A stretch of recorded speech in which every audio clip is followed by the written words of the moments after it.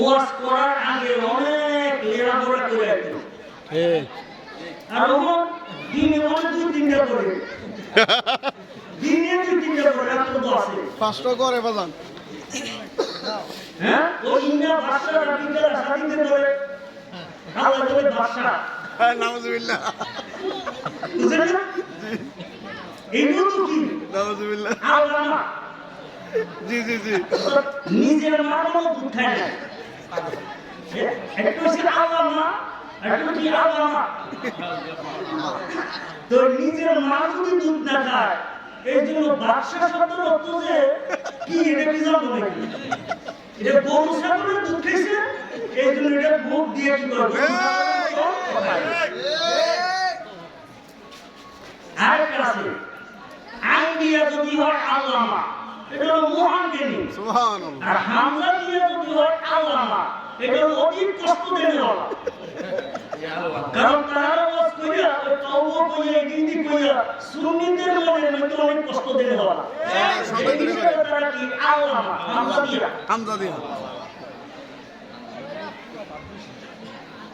এই হাদিসটা তবরানী শরীফের মুজামুল কাবীর কিতাবের মধ্যে রয়েছে এবং আরেকটা হলো যে রাসূল সাল্লাল্লাহু আলাইহি ওয়াসাল্লাম ভবিষ্যৎবাণী করে গেছেন লা তাকুমু সাআতু হাত্তা ইয়াখরুজা কওমুন ইয়াকুলুনা বিআলসিনাতিহিম কামা তাকুলুল বাকারাতু বিআলসিনাতিহা যে কিয়ামতের পূর্বে এমন একটা সম্প্রদায় বের হবে তাহারা জিহ্বা দ্বারাতে খাইবে জবানের দ্বারাতে আহার করবে যেমন ভাবে গাবি জিহ্বা দ্বারাতে খায় এই গাবি বুঝেন আপনারা জি জি গরু গাবি জি যেটা মহিলা হ্যাঁ বেটি এখন এটা কেমনে খায় জিহ্বা দিয়ে খায় তুমি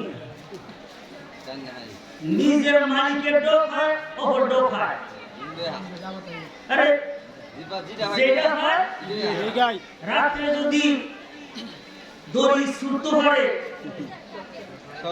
সব খেয়ে দেবে হারাম হারামের কোনো তুমি নাই করবে না এই জন্য শেষ জমানায় এমন ক্ষতি এমন ওয়াজ বের হইত তাহারা ওয়াজ যে করবে এইটা কি হালাল করতেছে না হারাম করতেছে সঠিক করতেছে না বেঠিক করছে এইটা বক্তার নিজেরই খবর থাকবে না একেবারে ঠিক এইটা মেকাতের মধ্যে একটা আরেকটা ব্যাখ্যা লিখছে এটা হলো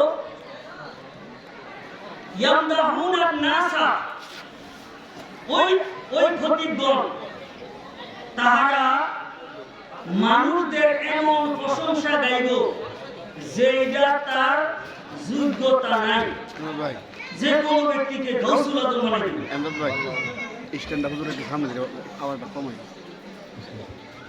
কি বানাই দিব গৌসুল আজম ফিরে দরবারে এসে এমন প্রশংসা গাইব ফিরে নামে গজল বানাই গাইব এটার উদ্দেশ্য কি হবে উদ্দেশ্য হবে টাকা তার অন্তরের মধ্যে নেফাকি থাকবে অন্তরে কি থাকবো দেখা গেছে যে আল্লাহ রাসূলের কথা থেকে ওই দরবারে গুণ কীর্তনের বেশি আলহামদুলিল্লাহ আমি তো মাগরিবের পরে আসছি এই আলহামদুলিল্লাহ এই যে যারা ওয়াজ করছে আল্লাহ এবং নবী মুহাম্মদ রাসূলের প্রশংসা গাইছে মনে হয় যে নিষেধ আছে যে হুজুরের নামে কথা যেন না হয় আর কোন দরবারে আছে কি আগেই দাওয়াত দেওয়ার আগেই বলে দেয় আগামী বছর যদি আপনি মাহফিল এটা হ্যাঁ কি করতে হবে হ্যাঁ নাউজুবিল্লাহ মিন যালিক এবং যেইছি যে কুতুবের আত্মা কইরা এখানে কুতুবুল আত্মা কাকে বলা হয় মেরকাতের মধ্যে লেখছে যিনি গাউসুল আজম তিনি কুতুবুল আত্মা এবং লোগাতে কাশওয়ারির মধ্যে আছে কুতুব কাকে বলা হয় লোগাতে কাশওয়ারি এটা কিন্তু অনেক আগের লোগা এবং যে কোনো তরিকতে এবং এই যে শব্দের পরিভাষা এই লোগাতে কাশুয়ারির মধ্যে আছে, সেখানে বলা হয়েছে যে কুতুব কাকে বলা হয়? কুতুব বলা হয় বেলায়েতের এমন স্তরে পুছলে যিনি কে আল্লাহ রাব্বুল আলামিন একটা জগৎ পরিচালনার দায়িত্ব দিয়ে দেন। তাকে কি বলা হয়? কুতুব। কাফ ওয়া বা। যাকে কুতুব কয় এটা লিখতে পারবো কিনা সন্দেহ আছে। এটার অর্থ কি বলিন নেতা ক্যাম্পাসের হিসেবে বললো, কিন্তু যারে কর এটা এইটাও আমার কি আছে সন্দেহ। নাউজুবিল্লাহ মিনাল না মাম মাদাহাকা বিমা লাইসা ফিকা ফাকা জামবাকা, যে তোমার এমন প্রশংসা গাইলো যেটা তোমার মধ্যে নাই, পরোক্ষভাবে সে তোমার নিন্দা জ্ঞাপন করলো। এটা কি করলো? নিন্দা জ্ঞাপন করলো।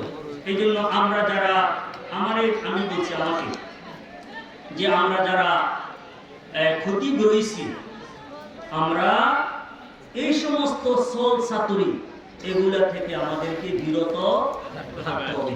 এবং তা না হইলে হাদিস শরীফে রয়েছে রাসূল সাল্লাল্লাহু আলাইহি ওয়াসাল্লাম যখন মেরাজ শরীফে গেলেন, যাইয়া দেখলেন যে একদল উম্মতের জিহ্বাকে কেসি দিয়া কাটা হইতেছে। কি দিয়া? বিল মাকারিজ, কেসি দিয়া। তো রাসূল বলছেন যে জিবরিলকে, হে জিবরিল তারা কারা? ওই যে আপনার উম্মতের যারা খতিব।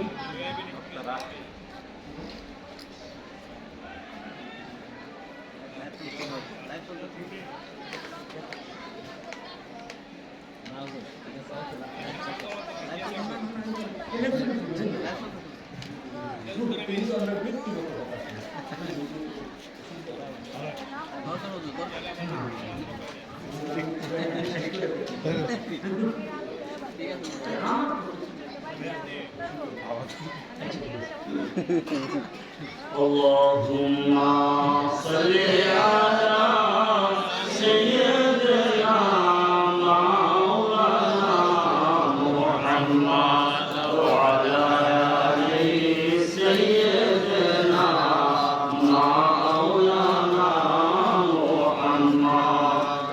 এজন্য আমরা যারা ওয়াইজ খতিব রয়েছি, আমাদেরকে দ্বীনের স্বার্থে যথাসাধ্য আমাদেরকে লেখাপড়া করতে হবে। এই বুখারী শরীফে কিতাবুল ইলমের মধ্যে একটা বাব অধ্যায় রচনা করেছে, বাবুল ইলমি ক্বাবলাল কাওলি ওয়াল আমাল বিহি লিকাওলি আযজা ওয়া জাল্লা ফালাম আন্নাহু লা ইলাহা ইল্লাল্লাহ। যে বাবুল ইলমি জ্ঞান, কাবলাল কাউলে কথা বলার আগে, ওয়াল আমালা বিহি এবং আমল করার পূর্বে কি লাগবে? জ্ঞান লাগবে।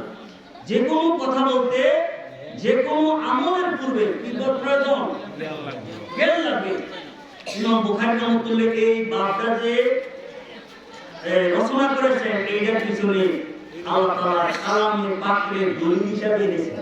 লিকাউলি আযজা ওয়া জাল্লা, আল্লাহ রাসূল সাল্লাল্লাহু সম্বোধন করে বলেছেন, ফালাম আপনি জানুন আন্নাহু লা ইলাহা ইল্লাল্লাহ, এই লা ইলাহা ইল্লাল্লাহ এইটা সম্পর্কে জানা কম, না জানা বললেন না। ইমাম আবু হানিফা রাহমাতুল্লাহর ওসিয়ত নামার মধ্যে আছে, ইলম তলব করা ফরজ ওয়াজিবের ছাড়া যত ভালো আমল আছে, তাহাজ্জুদের নামাজের থেকেও ইলমের তলব করা, ইলম অন্বেষণ করা উত্তম ইবাদত। সুবহান, উত্তম কি ইবাদত। এজন্য